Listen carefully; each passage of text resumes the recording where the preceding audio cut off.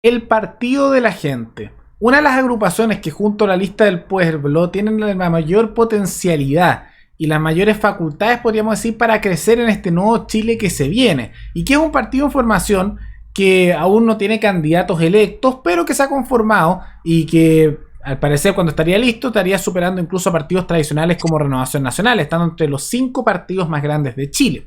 Y muchos de ustedes me han pedido saber cuáles son sus propuestas. Y en general ha sido difícil encontrarlas, pero gracias en parte a Franco Parisi, que lo publicó en sus redes, y también del Partido de la Gente, que publicó otra parte, ahora podemos saber en parte cuáles son sus propuestas, aunque de manera amplia. Muchas de estas cosas al parecer requieren detalle, y eso lo vamos a decir. Pero de la misma manera que analizamos el programa político de Dr. File, de la misma manera que y de Centro Unido, también de la manera que analizamos el programa del Partido Comunista, de Jadwe, el de Sichel, el Sume y Sigue, vamos a hacer lo mismo con lo que conocemos de información de este nuevo partido en formación, que bajo mi estimación deberían tener una posibilidad no menor de sacar una representación importante en el Congreso de Chile en las siguientes elecciones del Congreso.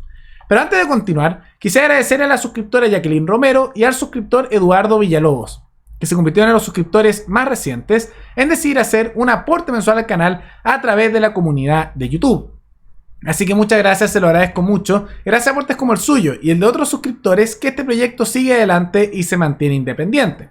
Así que si alguno de ustedes quiere hacer un aporte voluntario único por Flow, o por criptomonedas, o un aporte mensual por Patreon, o por la comunidad de YouTube, pueden decidir hacerlo mirando un comentario que se encuentra fijado abajo, y también pueden apoyar este programa comentando, dando like y compartiendo este video en sus redes sociales. A través de la cuenta de Instagram del Partido de la Gente se compartieron una serie de propuestas de lo que ellos quieren hacer como partido político una vez que tengan cargos electos. Por eso podemos en la parte estimar que si consiguen senadores, diputados, cores o eventualmente un presidente, este tipo de políticas son las que se van a implementar. Y vamos a ver lo bueno y lo malo, porque creo que la mayoría de lo que se ve aquí es bueno. Hay algunas cosas que son malas y otras que son medias ambiguas, que pueden ser buenas o malas dependiendo cómo se aborde. Pero vamos a ser justos, como lo hemos sido con todos los otros partidos y candidatos que hemos visto, y vamos a analizar un poco estas propuestas. Vamos a ver una a una y vamos a destacar un detalle primero, que muchas de estas son un poco ambiguas. ¿Por qué? Porque nos lanzan una frase y algunas son explícitas, como la primera que vamos a ver aquí, pero otras son, ¿cómo decirlo?, poco detalladas. Entonces entiendo que lo hacen así como para dar a conocer sus propuestas de manera rápida, pero cuando falte profundizar un poco en esas propuestas lo vamos a mencionar. La primera propuesta de todas, que creo que es excelente, es lo de la remuneración de los cargos públicos. Una de sus propuestas es que los cargos públicos no van a poder ganar a nivel nacional en ningún cargo, ya sea presidente, ministro, juez de la Corte Suprema, etcétera, más de 5 millones de pesos. Y me parece que es excelente, porque esto significaría una reducción importante del sueldo de aquellos que están en el Estado, particularmente en los altos cargos, pero también políticos, senadores, diputados. Tenemos el caso de los jueces, tenemos el caso también de ministros, asesores, los tan conocidos asesores Sume y Sigue, y eso va a permitir que mucha de esa plata se pueda hacer una de dos cosas. Uno, redirigir mejor el gasto a otras áreas, probablemente a muchos les gustaría salud, o el tema de educación, etcétera. O el otro elemento que me parece importante es el de bajarle el impuesto de distintas áreas a la población. Y eso significaría que baja el costo de vida a las personas y el Estado les roba menos su dinero con ese robo legalizado que son los impuestos. Es una primera propuesta, me parece que es excelente. Aunque, como muchas veces lo vamos a decir, ojalá fuera más bajo. Creo que igual 5 millones es algo bastante alto, tomando en consideración los contactos políticos, la influencia, la información privilegiada que ya adquieren estando en el cargo. Yo creo que se podría bajar mucho más como tope máximo para las autoridades estatales, pero creo que es un buen inicio para bajarlo a eso y eventualmente empezar con bajas más fuertes. Una segunda propuesta es que otra que me parece positiva. Van a ver que la mayoría es positivo, pero hay algunas que igual no lo son, que es la fiscalización de los aportes gubernamentales. Esto puede tomar distintas variantes y sería bueno especificarlo, ¿no? Porque la fiscalización puede tomar distinta índole. Hay fiscalizaciones malas, como las que ahora se hacen en que se crea un organismo de fiscalización que en la práctica no fiscaliza a nadie y es otro caso de corrupción y cargo público. O el otro tipo de fiscalización es, por ejemplo, lo que se hizo en Nueva Zelanda en la década de los 70 y 80, que llevó al sistema tan exitoso que hay ahora.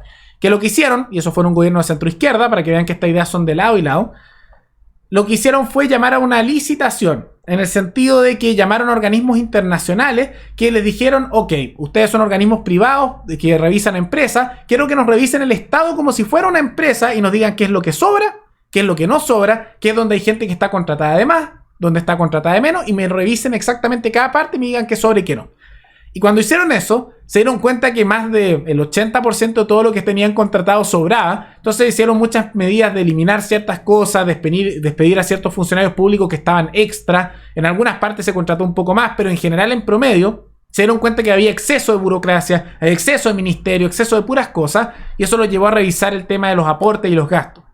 Ahora también, creo que también otro enfoque que pueden darle aquí, es el tema de revisar a quién se está otorgando fondos públicos, que eso también sería bueno porque hay bastantes irregularidades, ya sabemos a qué nos referimos con eso, con el tema ese de subsidios, el tema de asignación de sueldo, el tema de los bonos gubernamentales, sumisigo, o sea, siempre hay irregularidad y eso estaría también bien revisarlo. Entonces, buena propuesta.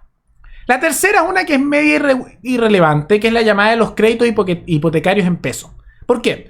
Porque los créditos hipotecarios actualmente no se tramitan en pesos, sino que se tramitan, si no me equivoco, en UF. Entonces son estas monedas que van cambiando con el tiempo para reajustarse a la inflación. ¿Qué significaría que fueran pesos? ¿Cambiaría algo en el fondo? No. Porque ahora hay una tasa de crédito hipotecario y algunos dirían, ah, si es en pesos va a ser más baja. No, porque como se reajustan estas otras monedas especiales, lo que hacen es que se hace una tasa sobre, o sea, un porcentaje de interés sobre esa tasa. Pero si esa tasa no existiera y fuera solo en pesos chilenos, lo que harían es poner una tasa más alta sobre el peso chileno. Porque recordemos que como los gobiernos imprimen plata, como los gobiernos se endeudan y gastan y la plata se va devaluando, hay inflación. Entonces lo que harían es poner una tasa de interés más alta y en la práctica sería lo mismo que ahora, nada más que se vería más alto porque verías el tema de la tasa de interés sobre los pesos en vez de sobre, por ejemplo, una UF. Esta tercera propuesta creo que sinceramente no sería ni para bien ni para mal. Sería lo mismo, pero verlo de manera distinta, no cambiaría nada. Cuarta, Banco Estado para pymes, Banco Estado para mujeres. Esto suena bonito, pero viene la pregunta, ¿qué significa en la práctica? Porque esto puede significar muchas cosas. ¿Que se facilita a mujeres y a pymes préstamos? No sé, o sea, por eso, hay cosas que son ambiguas, y yo cuando digo que hay algo ambiguo es porque hay que aclararlo un poco, porque esto puede significar muchas cosas, o puede significar que se le van a dar mejores préstamos, o menores tasas de interés, ¿por qué solo a mujeres y no a hombres también? O sea, realmente esto creo que requiere aclaración y que es algo ambiguo. Suena bonito, pero hay muchas cosas que pueden sonar bonitas, pero falta aclararlas con más detalle. Siguiente punto. Autopréstamo de tus fondos. ¿Qué es esto? En la práctica, una cosa que han propuesto, y que esto, si no me equivoco, una idea que era de Felices y Forrado, el tema de Lorenzini, que se le ocurrió esto, que esto lo que proponen, por lo que tengo entendido, es que los AFP, que no las quieren eliminar, sino reformar a como eran antes de las reformas que se hicieron desde los 90, en vez de tú tener que endeudarte con el banco, te permitirían que te hagan tu sistema de AFP y te hagas un autopréstamo sin tasa de interés. ¿Qué significaría eso? Que tus fondos de AFP los puedes sacar como un préstamo y después lo tienes que volver y esa plata en realidad va para tu pensión. Es una propuesta que suena interesante. Ahora, yo personalmente preferiría que con el tema de la AFP, en vez de un sistema de autopréstamos, se permitieran los retiros del 100%, porque creo que esa es la plata de cada trabajador y corresponde que cada uno decida qué hacer con ella.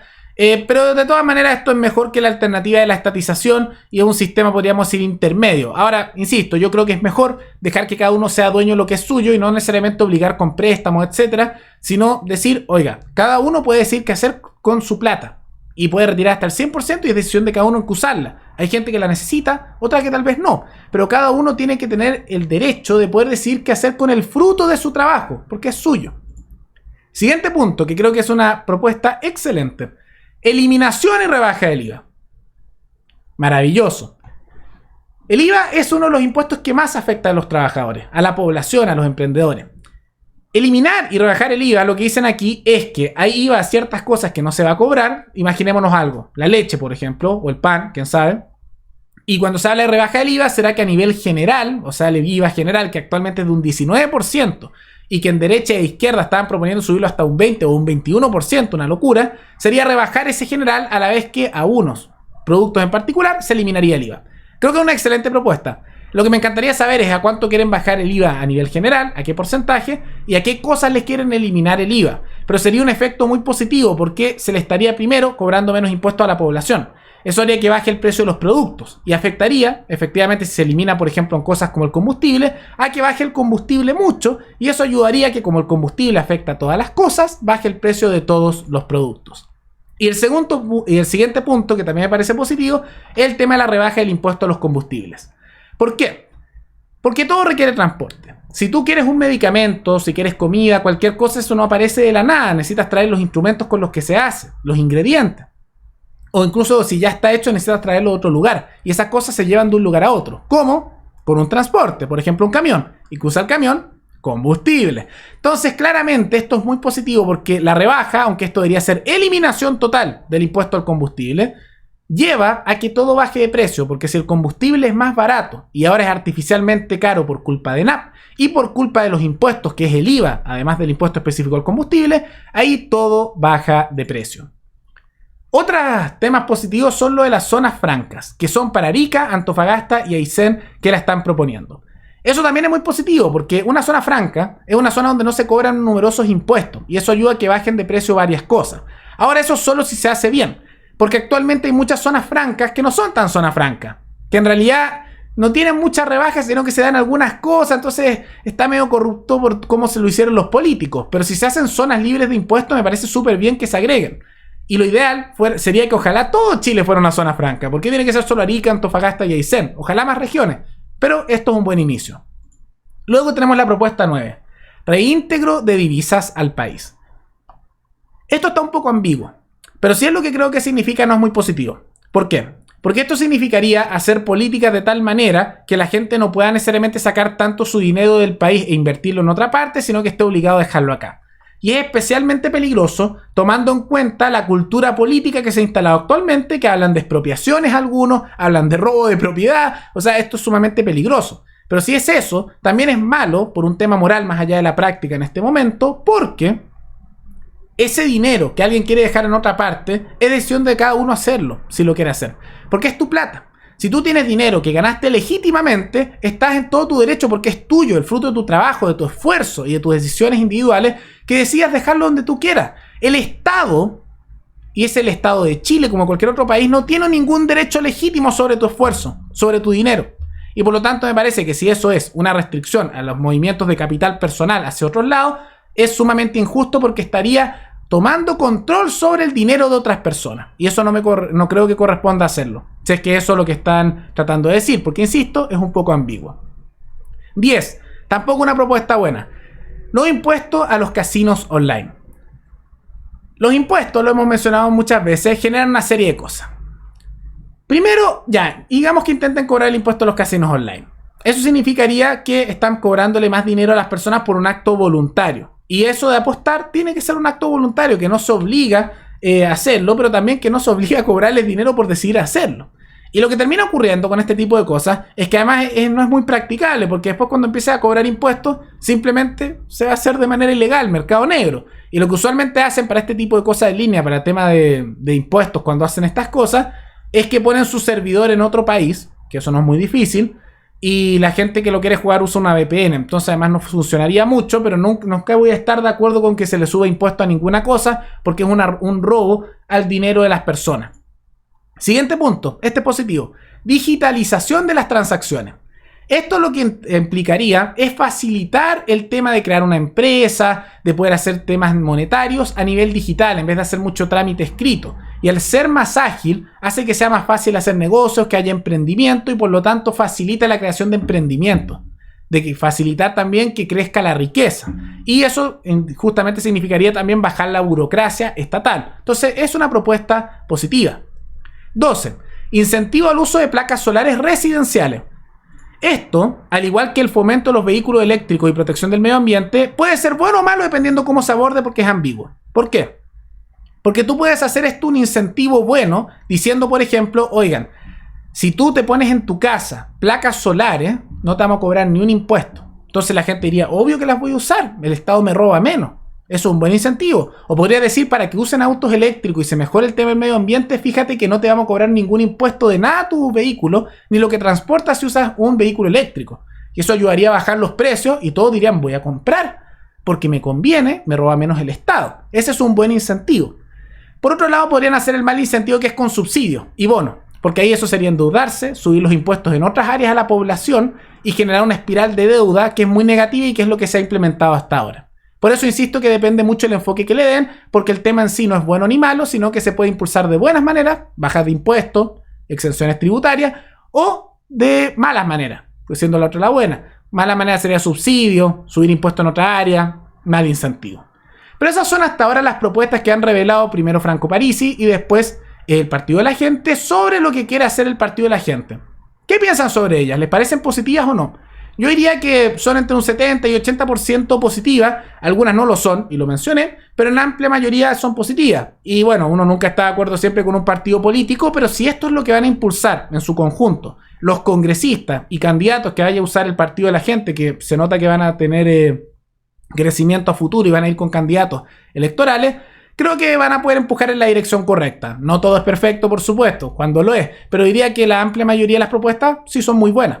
Más allá de que me gustaría que le bajaran más los sueldos a los políticos. ¿Pero qué piensan ustedes? ¿Les gustaría también saber si hay otras propuestas? A mí me encantaría por lo menos saber qué pasa con el tema de la democracia digital, la descentralización, reforma a la justicia, la corrupción. O sea, hay varios temas que falta hablar. Pero con lo que han revelado hasta ahora creo que es bastante bueno. ¿Qué piensan ustedes? Coméntenlo abajo. Y recuerden que pueden recomendar algún tema, alguna noticia, tanto de Chile como otros países, para otro video. Nos veremos en el siguiente programa. Hasta luego.